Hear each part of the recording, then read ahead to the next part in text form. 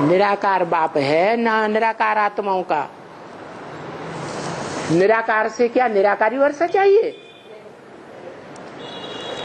निराकार का वर्षा है निराकार ज्ञान।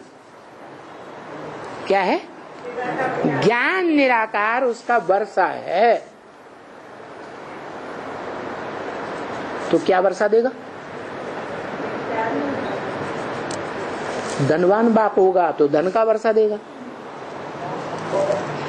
है? जमींदार बाप होगा तो जमीन जायदाद का वर्षा देगा। ये निराकार बाप जो अखूट धन संपत्ति, ज्ञान की धन संपत्ति का आगार है, जिसकी ज्ञान की धन संपत्ति कभी खूटती ही नहीं, जिसके लिए गायन है, उसमें से पूरा ही ज्ञान निकाल लो तो भी पूरा ही बचता है, कभी खूटता ही नहीं। वो बाप कहते हैं बच्चे मेरे पास जो भी ज्ञान था मैंने तुम्हें सारा दे दिया,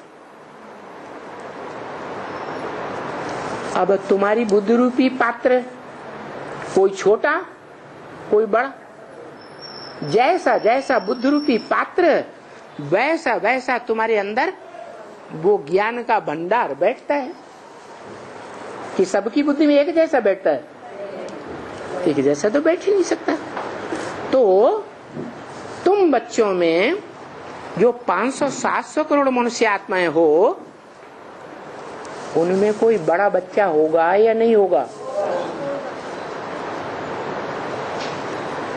शिव बाप आत्माओं का बाप, खास करके मनुष्य आत्माओं का बाप, क्योंकि मनुष्यों को आके ज्ञान सुनाता है या जानवरों को सुनाता है? पशु पक्षियों को सुनाता है। वर्षा किसको देता है? मनुष्यों को। तो उन मनुष्यों के बीच में कोई बड़ा भाई होगा या नहीं होगा? तो भगवान ने आकर के ये परंपरा चलाई क्या कि जो बड़ा बच्चा होता है उसको बाप वर्षा देता है राजाई का। हिस्ट्री में जितने भी राजाएं हुए उन्होंने अपनी राजाई का वर्षा किसको दिया? मध्यम बच्चों को नहीं दिया, छोटे बच्चों को नहीं दिया, बड़े बच्चों को दिया। ये परंपरा किसने चलाई? भगवान ने आकर चलाई।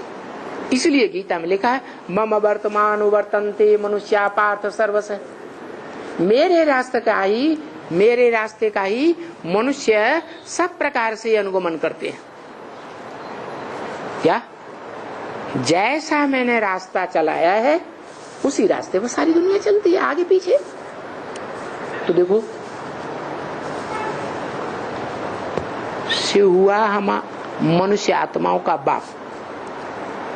क्या हुआ? मनुष्य आत्माओं का बाप। और शिव का बड़ा बच्चा कौन हुआ? मनुष्य सृष्टि का बाप आदम,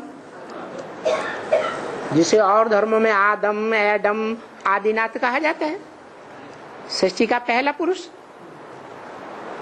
वो बड़ा बच्चा हुआ। बड़े बच्चे को क्या कहेंगे? दादा कहेंगे ना। क्या कहेंगे? दादा। तो अगर हम आत्मिक स्थिति में हैं, आत्मा बने हैं, तो हमारा बाप दादा कौन हुआ? है? शिव बाप, बाबा नहीं, शिव बाप बाप हुआ। और मनुष्य सृष्टि का बाप दादा हुआ। अगर हम आत्मिक स्थिति में रहते हैं तो ऐसा समझेंगे। अगर देवान में रहते हैं,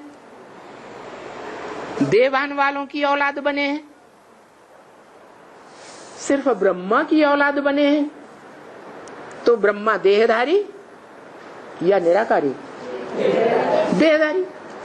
जैसे और धर्म पिताएं देहधारी हैं, वैसे ब्रह्मा भी देहधारी। तो देह अभिमान में है तो हम कहेंगे बाप हमारा राम वाली आत्मा, जिसमें यज्ञ के आदि से ही शिव बाप ने प्रवेश किया और दादा ब्रह्मा बाबा सृष्टि का पहला पत्ता अगर देवान में है तो